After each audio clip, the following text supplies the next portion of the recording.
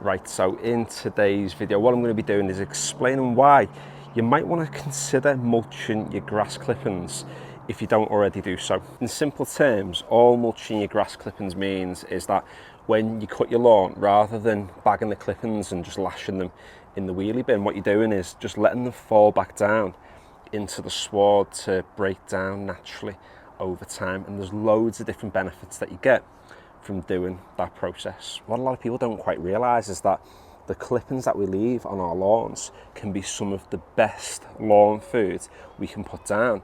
And also, we're getting it for free. We already have it. Every single grass blade in our lawn contains pretty much everything that our lawns need to survive and to thrive and become greener and denser and much more aesthetically pleasing. They're packed full of nutrients. There's a massive store of nitrogen within each of these too, and also most of it is made up of water. Every time we bag the clippings when we cut our lawns, what we're doing is taking the nutrients that that blade contains and taking it away. All the nitrogen that those blades contain, we're also taking that away, and the water store that it has, we're taking that away too. And if you're cutting your lawn like I am, sort of every 2 to 3 days, then all you're effectively doing is just taking goodness from the plant and removing it and getting rid and getting rid and getting rid. And it's no surprise that over time our lawns can become a little bit stressed, and then they require a little bit more water because we've removed loads of it. They require more nutrients and more nitrogen because by removing the plants, we've taken those things away. So when we get on with our mower and don't put the bag collector on and we just let those clippings fall down into the sward, when they break down, it's going to recycle those nutrients back, it's going to recycle that nitrogen back and put more water down into the soil too, which means you're going to need to water your lawn much less frequently, and also you're going to need to feed your lawn much less frequently too, because you're literally using nature's natural lawn feed. All these clippings here you can see that are on this lawnmower, this is all lawn food. This is all stuff the plant can use to thrive, to survive, to get greener, to become denser. So if you're not already doing so, all you're doing is taking a lawn food and lashing it in the bin. That doesn't mean you need to mulch your clippings every single time. Maybe 1 in 2, maybe 1 in 3, 1 in 4, but certainly do it at some point because it's putting goodness back into your soil. Around about 70% to 80%, give or take, let's just say 75% of your grass blade on average contains water. So that's adding that water back. But also what else mulching is going to help with as well is the ability for your soil to retain moisture. Now the best way to help it to retain moisture is to have a thick sward, but by dropping those clippings down, it's going to fill that canopy a little bit more, which means when we have really hot days like we've got today, or when we go through like a particular heat wave during the summer, it's going to mean that the sun's less likely to bake the soil because you're kind of covering it almost with a little bit of a blanket, which holds that moisture in. And during the summer where it can be really hot, that's certainly something you're going to want to do. Now when you are mulching your clippings, you're going to want them to be really, really small, because the smaller they are, the faster they're going to decompose and recycle those things back down.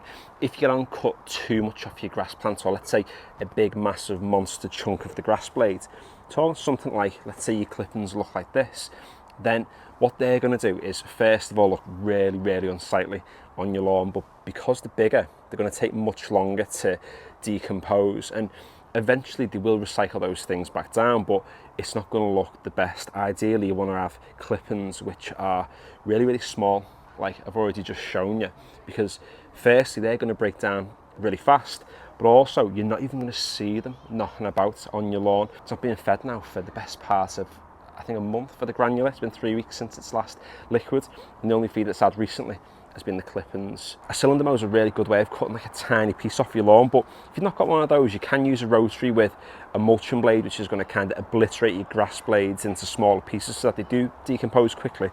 But also, getting something like this, a robot lawnmower, is a boss way of mulching. One of our neighbours a few doors down actually picked up a robot recently, and they've been setting it to go quite regularly on their lawn, and it's looking really green because they're feeding it just with the grass blades that they currently have, because they use kind of like razor blades. They're nicking off like the tiniest pieces of grass, which are just breaking down really fast and feeding the soil. I've not used this a lot recently, but by the time we get to kind of late September, This is what's going to be cutting the lawn, because we're going to be getting much more rain, much more moisture in the soil. This fella can go off and do its thing without adding too much weight and pressure down onto that soil, compacting it too much. But also it'll enable the lawn to be fed during those months when it's getting ready for the winter. Now, a question I know quite a few people might have is, do the grass clippings contribute to the amount of thatch that you have in your lawn? And the simple answer technically is yes, but it's also no as well. Simply, thatch is made up of all the dead material that you get as a result of maintaining and managing your lawn. It's things like stolons, rhizomes, roots, grass clippings, stems of the plant.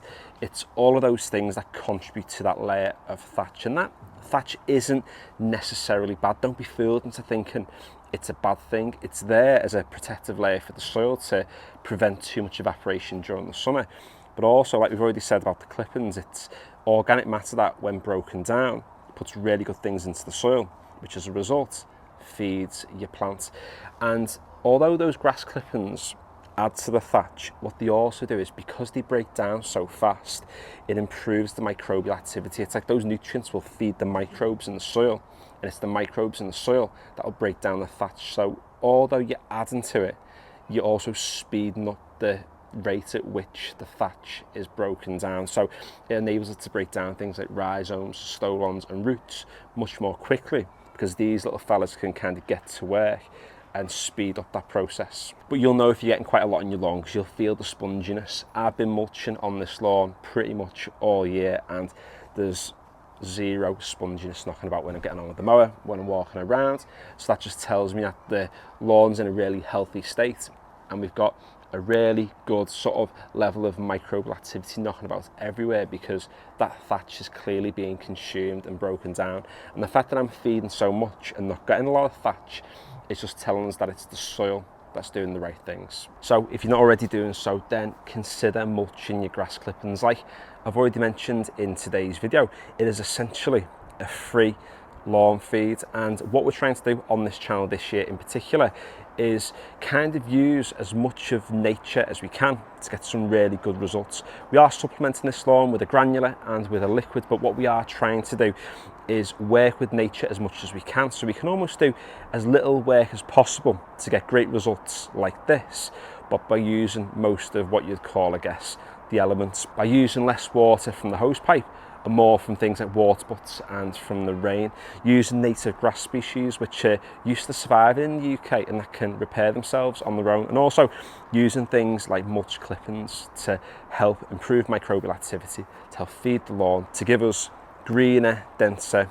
nicer looking spaces. So if you haven't already, consider subscribing to the channel. Give the video a like if you have enjoyed it, or at least found it useful in some sort of way. The Instagram link is in the description below.